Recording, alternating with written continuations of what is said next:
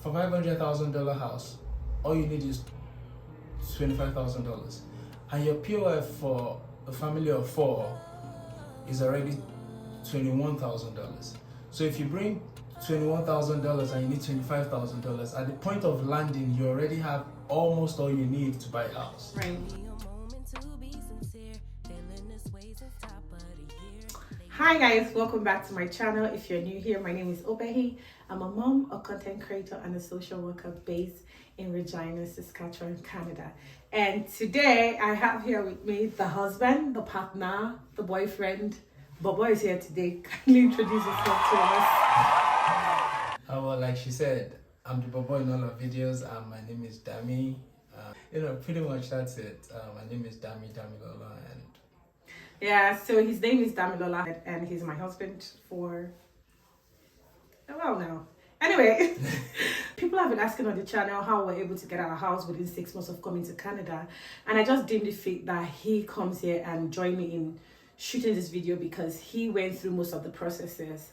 There were some things that went on behind the scene that I was not, like, I didn't have information about, or I didn't do the digging. He did the digging, and I just feel like it's best for him to be here to kind of highlight those things that I might not have the full information on, and that's why he's here with us today. And I appreciate you for being here. Thank you very much. So guys, we'll just dive right into the video.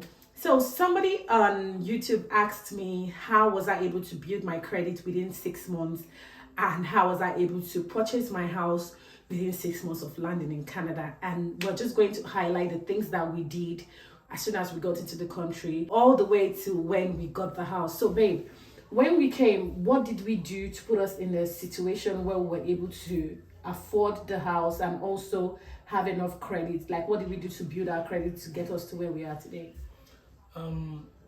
I'll say the first thing was the policy they have in Canada as opposed to the UK, where if you're newly landed immigrants, they're willing to give you a credit card off the bat. So that helps massively with your credit building, because from the first day you go to the bank and open your account, they give you a credit card, and if you are financially savvy and you're financially smart, you're able to use that credit card irrespective of the balance. It could be 2,000, it could be 10, it could be whatever. Irrespective of the balance, if you track it and you're very smart with your credit card, you will build your credit.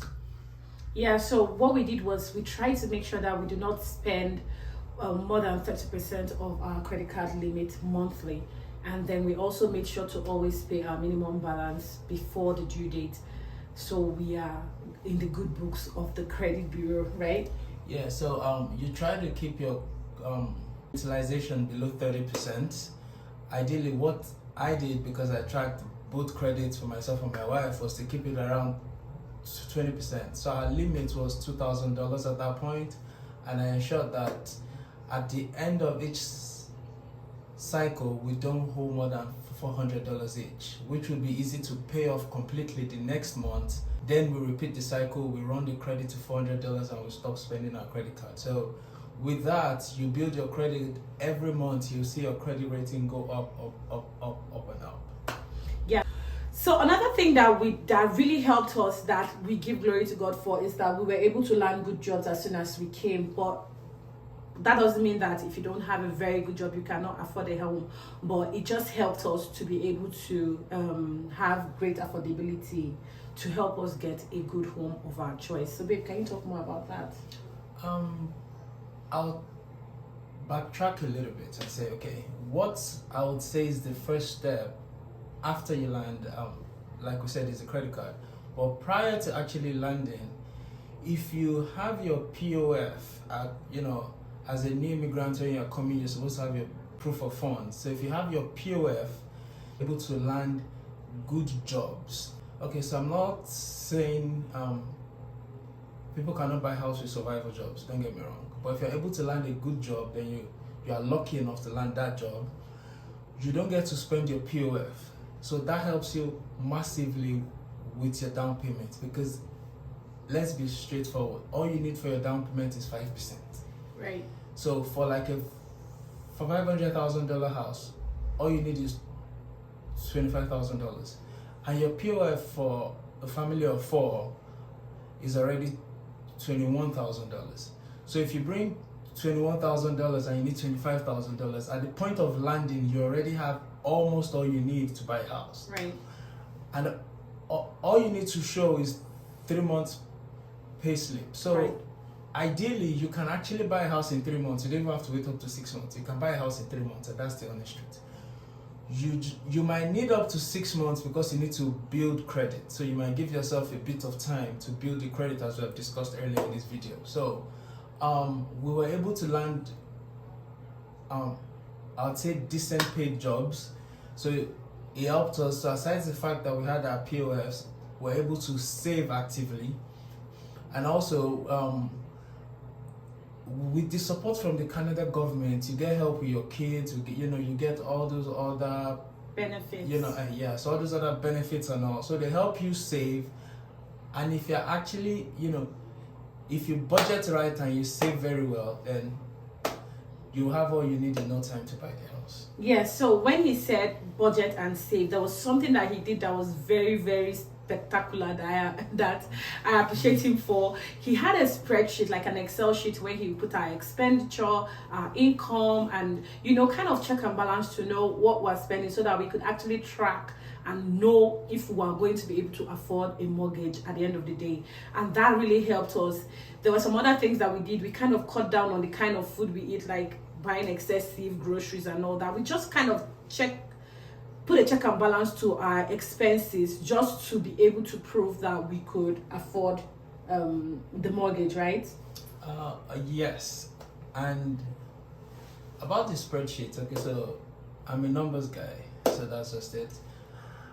And the spreadsheet basically helped us to say, okay, this is all our outgoings and this is all our incomings. And we had to keep the outgoings under a certain level, because we needed, let's be honest with ourselves. If you want to buy a house, you have to plan for the house, you have to budget, you have to save. If you have to cut down on the excessive going out and all, you have to do it. Right. Because you are setting a goal for yourself and you want to achieve that goal.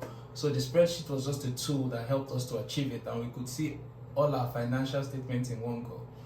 But you have to budget well, you have to save your money, you have to make sure you track all your expenses, no miscellaneous or miscellaneous expenses. You have to be, because affordability is key.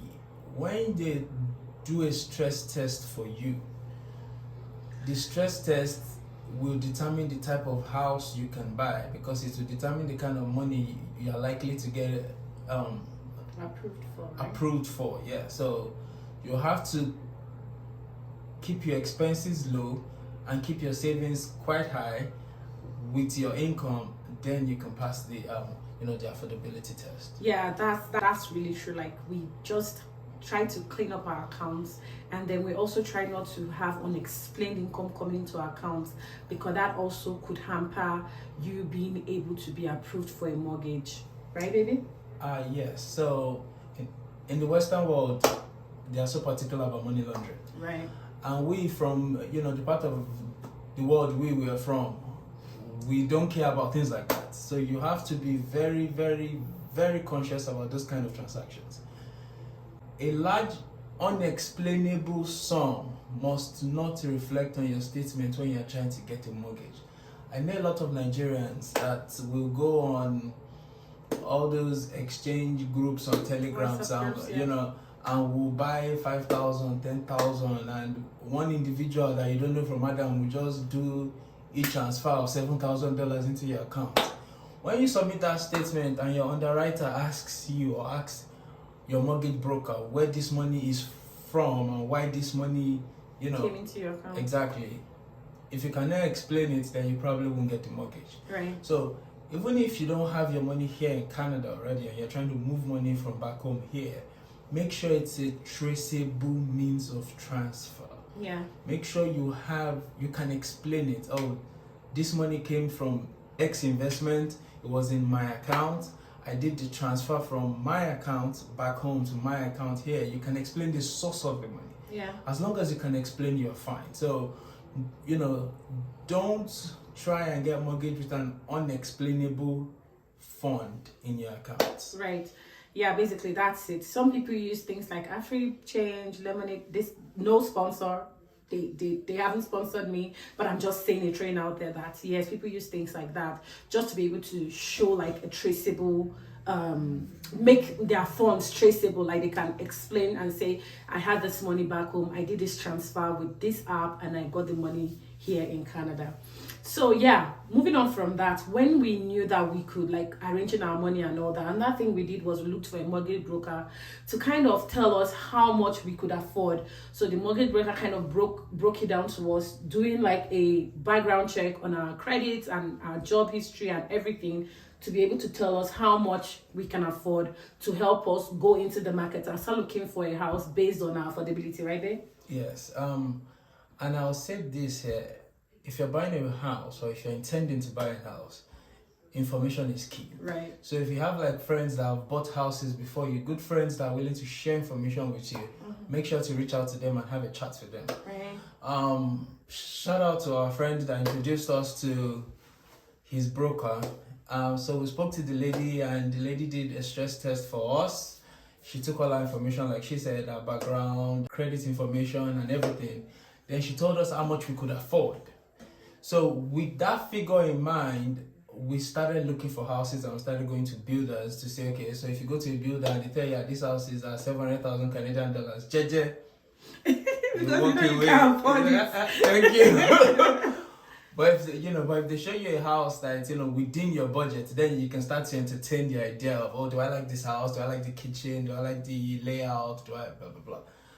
So you have to speak to a mortgage broker first to understand how much you can afford before you start viewing and looking for the house. Yeah, yes, that's really true. It helped us to know what our limit was. There was this house I was looking at. That house was like 750K, but the house, man, forget. Mad house, but in my heart I knew that 750K was a little above our budget, and so we just redirected ourselves. And that's what that mortgage broker does for you. They use your credit history, your job, your income, and then everything around. Maybe you have a loan, say you have a car loan, whatever.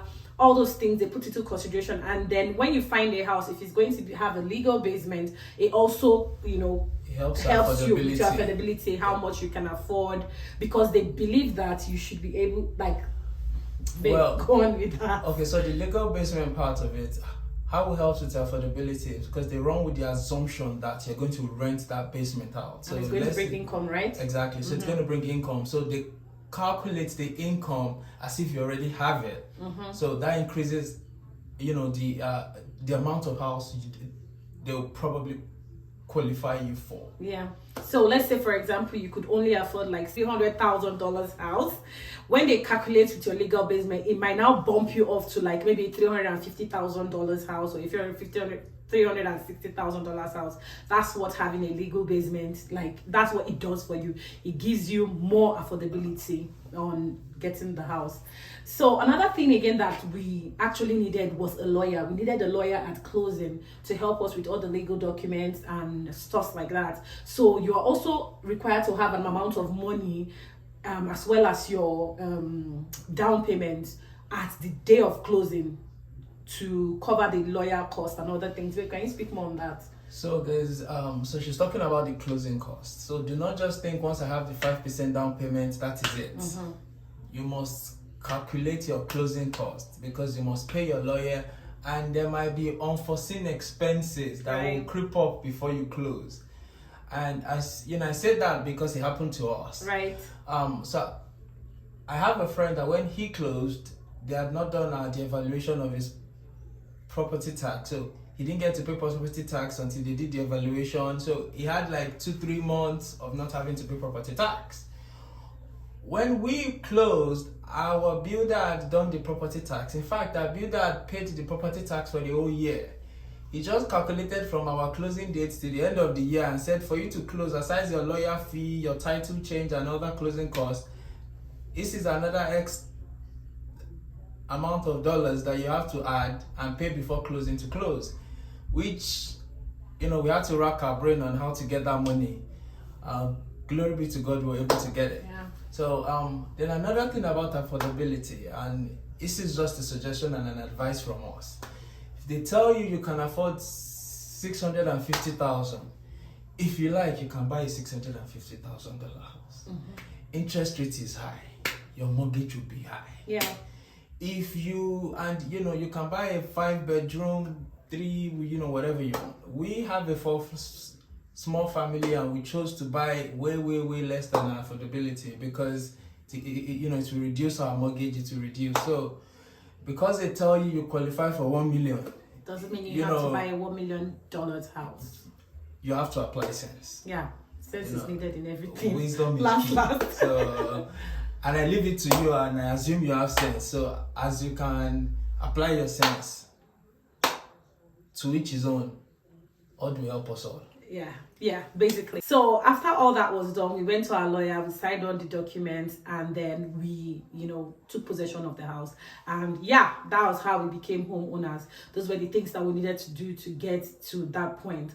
But in all of this, there's some things that were like lessons for us that we learned along the way, and we're going to share those lessons with you so that when you're doing this process by yourself, you already have the information. You might not be able to scale through, but at least you have the information and you can ask the right questions. Babe, what are those things that we learned?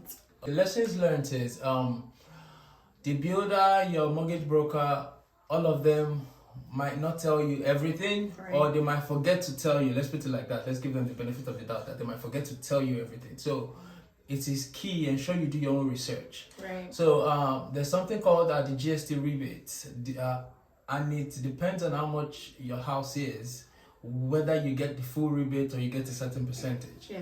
So make sure you research the GST rebate, and when you're negotiating on your house and you're making an offer of how much you're willing to pay and all, let the builder know that you are not including your rebate, because the rebate is for you, not the builder, in this whole negotiation.